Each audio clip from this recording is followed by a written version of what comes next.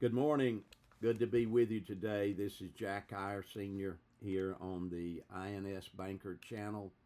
As I want to follow up in some similarity to the first video that we done today regarding what one of my clients was seeking, and finally we got done. So I want to share another step toward that and I'm titling this talk to you on controlling the banking function.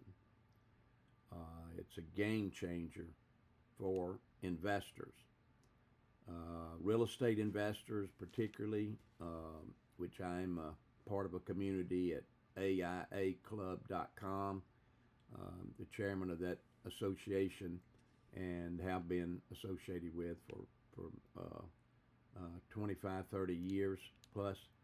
And so I know where you are as a real estate investor. I know what your needs are, pretty much. I've been there, done that, and so I want to talk to you today about how this can change your life experience if you adopt what I did at the age of 23.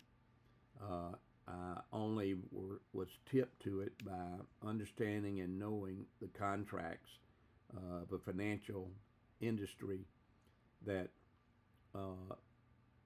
basically it just guaranteed me loans that I could access without any credit being established, without any credit buildup, and that I could get in the game, so to speak, at a young age, at 23. And frankly, I've never done anything different than what I began. I thought that I would. I had a lot of mentors around me, and I thought that I would do just like some of them at that age. But so I did this temporarily in my mindset, my thinking, when I began, because I had absolutely nothing to stand on other than a college experience. My job income even was meager, but there was no credit established, no good or bad credit. And so I didn't want to wait. So I did this from the beginning to get access to funds. Also, I had, being freshly married, I needed to take care of those responsibilities too, and this helped me do that additionally. But borrowed money from my first two houses that I purchased, and then I was out of collateral and not able to do any further borrowing. So I sit still for 3 years while I built up my collateral again in the INS banking account. Back then, the name was called the Hampshire Funding Plan. The Hampshire Funding. If there's some of you guys out there that ever remember the Chubb Insurance Company offered that very unique program where everything that you borrowed was deferred payback for 10 years. I didn't have to pay anything back for 10 years in the account, but I had to continue to invest and build my collateral that whole time, which I did. And I accumulated. I made the decision to accumulate the proceeds of the real estate into my banking plan so that my collateral got bigger, then I could do bigger and more of the financing that was necessary in real estate. Knew I wanted to be a real estate investor when I began studying real estate. I knew that was going to be my primary involvement into real estate, not as a real estate agent necessarily, though that is fine. I encourage you to get those licenses, but that was not a goal to be an agent at all, even at that young age. I knew I wanted to be an investor where the bigger opportunities were out there, and that my vocation would be working in the insurance industry. But just on this topic here, controlling the banking functions and how it can change your investors' lives, It's you just consistently run into uh, stoppages or hindrances or delays or adverse interest when you're dealing in the regular street banks and the banking channel there. You sometimes even into hard money lending, which are 15, 20% rates, carves a big piece out and sometimes makes it not even a profitable situation for you. So I'm talking about getting loans at 4 and 5% rates that are there for you in the banking area of what you're going to need to buy and invest in real estate.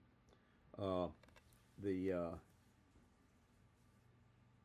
So I want you to think in terms of having your own entity for that very critical part. I mean, it's almost like 50%. I know many of you out there, 50% of succeeding or not succeeding in real estate investing is getting money. I mean, as the chairman of AIA Club, I have people come to me all the time about that.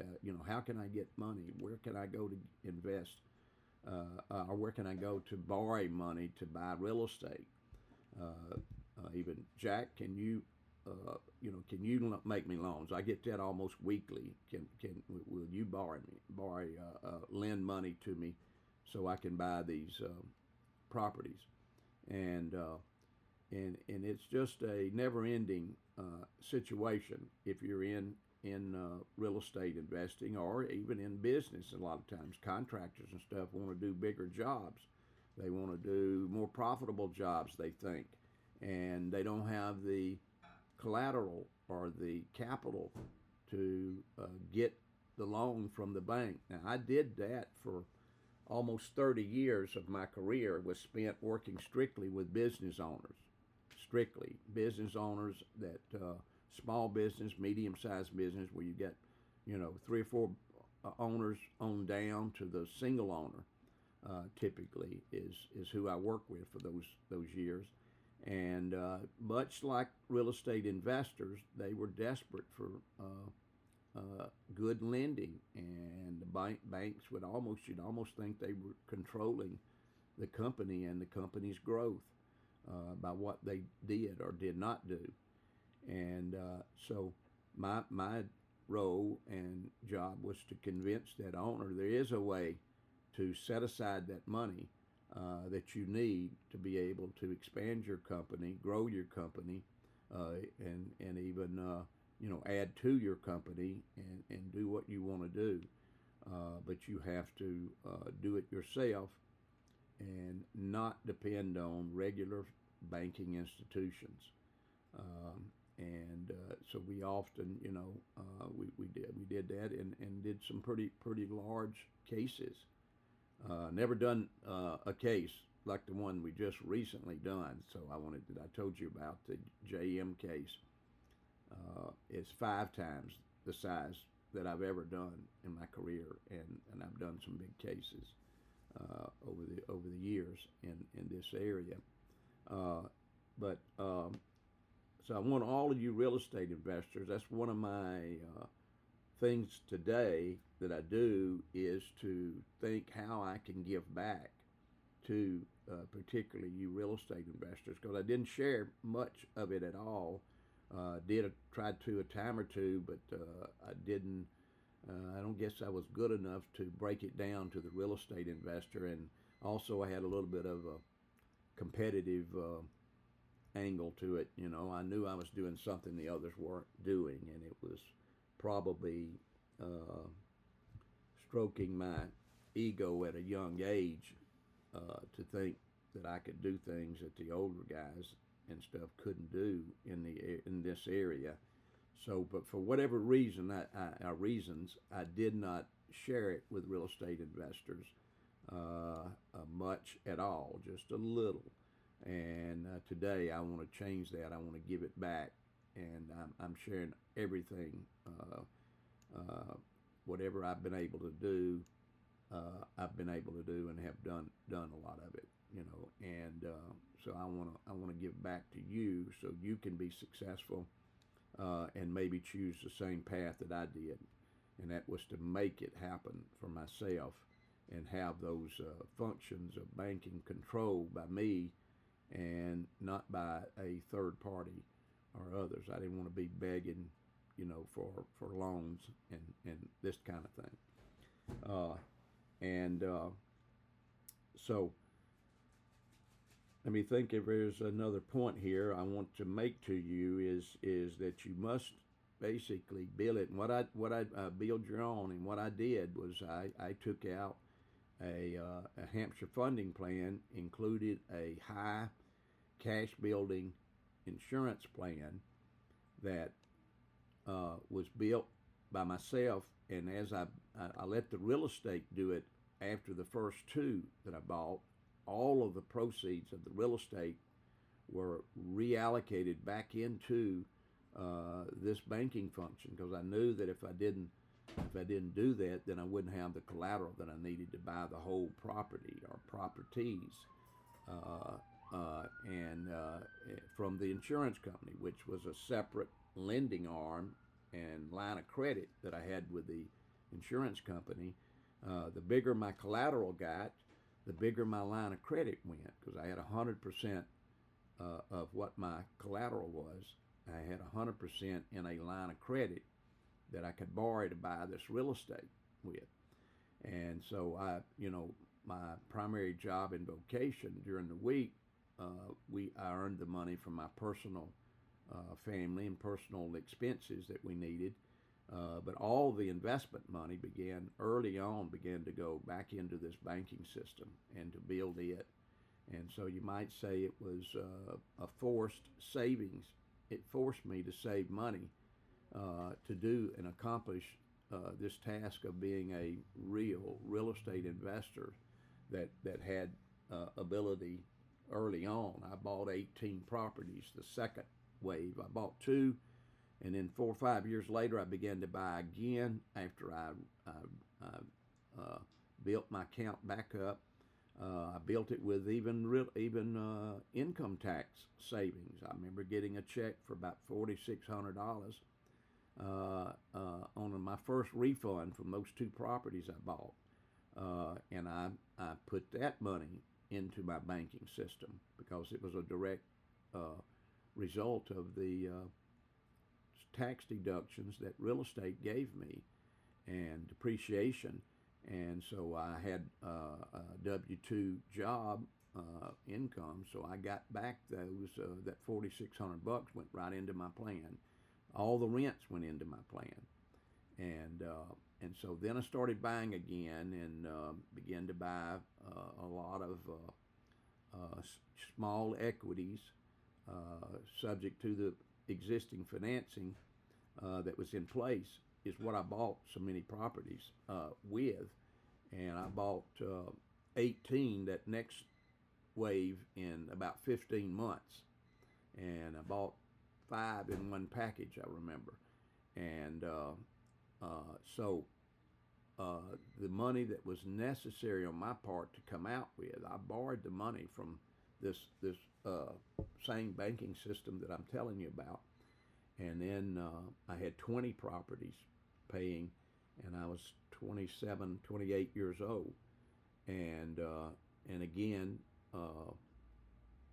one of those mentors, having some conversation with him, and he was asking me questions about what I was doing. And this guy was a tycoon and went on to be, a great real estate investor himself and his partner. There's 2 of them, 2 firemen, and so they left that industry and went full time into real estate. But anyway, I was chatting with him about and explained to him what I was doing. He said, I had never heard of anything like that. That's I don't know what the heck that is, but he said, I don't know how you're paying for 18 properties and 17 of them are vacant without income. And I said, it's because of my lending and my banking, Rudy, and they don't require me to pay on each property as you do. and I pay out of my whole rents. And I had three that were paying rents at the time. And so I said, but he suggested, he said, I would not buy any more until I fixed those 17 and got those rentable, and you're collecting rents off of them. And I said, that makes a lot of sense, Rudy. You're older than I am. I think that's probably what I'll do. And I did that.